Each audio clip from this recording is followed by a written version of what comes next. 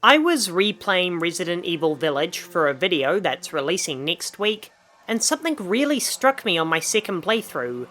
This game loves its twists. Now, to me, a twist in storytelling is most effective when it's used only once near the end of the second act. But you can't just pull a twist out of nowhere. Foreshadowing is also a vital element of a twist to make it effective. Things like memories in Attack on Titan, or the Comstock reveal in Bioshock Infinite. Resident Evil Village takes both of those rules and throws them out the window for the sake of having more reveals than a flasher at a nudist colony. Seriously, this is a 15-hour game at most, and I count no less than 6 plot twists scattered throughout its 4 hours of cutscenes. Some are painfully obvious, some seem like retcons, and some have the potential to be cooler.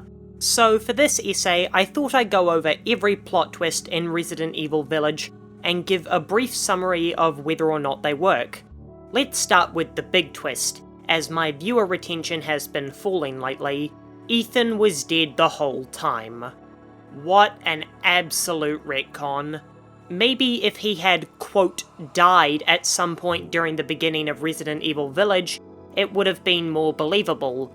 But during the first 30 minutes of Resident Evil 7, there is absolutely no way that was planned. Firstly, the reasoning that they give is meant to be some aha moment when we realise how Ethan could heal from all his ridiculous injuries, and while granted they do get pretty stupid with that aspect in Village, no one was ever questioning it. We all just chalked it up to Resident Evil being silly again, which this franchise needs as it's one of the only things keeping it unique against the army of imitators it's inspired.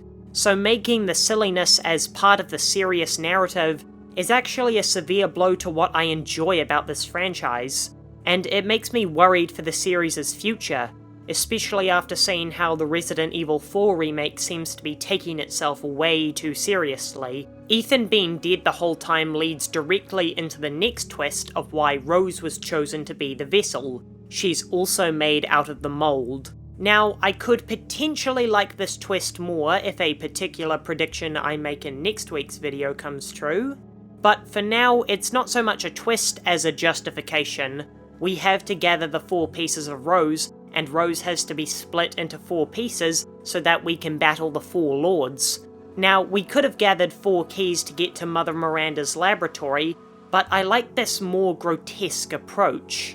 But of course, Capcom needs to justify why we are still motivated to retrieve her other parts, because simply retrieving Carrion isn't going to motivate us, or Ethan, to go through hell just to have an open casket funeral. If Rose plays a more prominent role in the future, I'll be a lot more positive on this reveal, but for now, I think it's an alright twist. The next twist could be considered a 2-for-1 twist, but I'm going to split it into 2 halves. Chris killing Mia. Starting with the Chris side of things, this is 100% we need a stinger to put at the end of our trailer, and we'll write our way out of it in the 3rd act.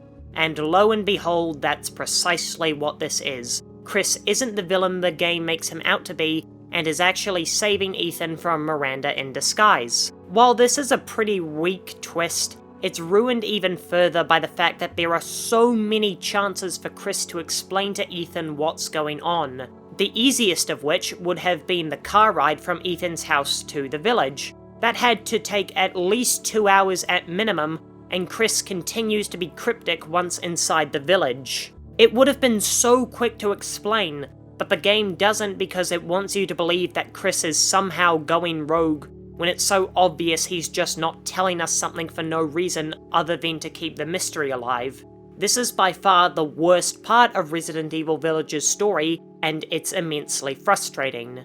The second part of the twist is that Mia's still alive. Now, while I guess it makes sense that Miranda would keep her alive, as she's the only person she's ever found to be infected with the mold and still be mostly normal, it also undoes a little bit of the motivation for the story. Granted, the main objective is to save Rose, but the secondary agenda of avenging Mia supports that. It's kind of a heartbreaker to think that all the work you did in Resident Evil 7 was for nothing, but you still have a daughter to hold on to, even if you've lost your wife. But once it becomes clear that Ethan isn't going to make it out of this game alive, Mia's return is inevitable. It would have been unbelievably cruel to leave Rose an orphan after everything that happened, so Village has a good twist for the first and not the last time in this video. Our next twist is the reveal that Heisenberg isn't loyal to Miranda. Now, I do enjoy this twist, but only because I like Heisenberg. He seems to be the only one who knows that he's a villain in a Resident Evil game. And it's critical to shake up the formula at least once when dealing with 3 or more identical objectives, those being taking down the Lords. This could have been more effective if Heisenberg had been more present throughout the story, but I don't think you could have dropped him in anywhere else. Overall, it adds more depth to a character I really enjoyed, even if the motivation for his betrayal felt a little stale.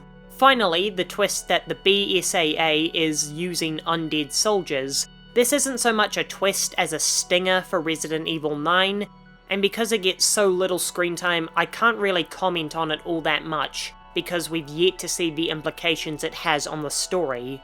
Resident Evil Village is far too flippant with its reveals, treating them like commodities rather than saving them for truly impactful moments. While I did enjoy a fair few, I think it's safe to say that Resident Evil might be beginning to repeat its past mistakes of becoming far too overcomplicated than the franchise needs to be.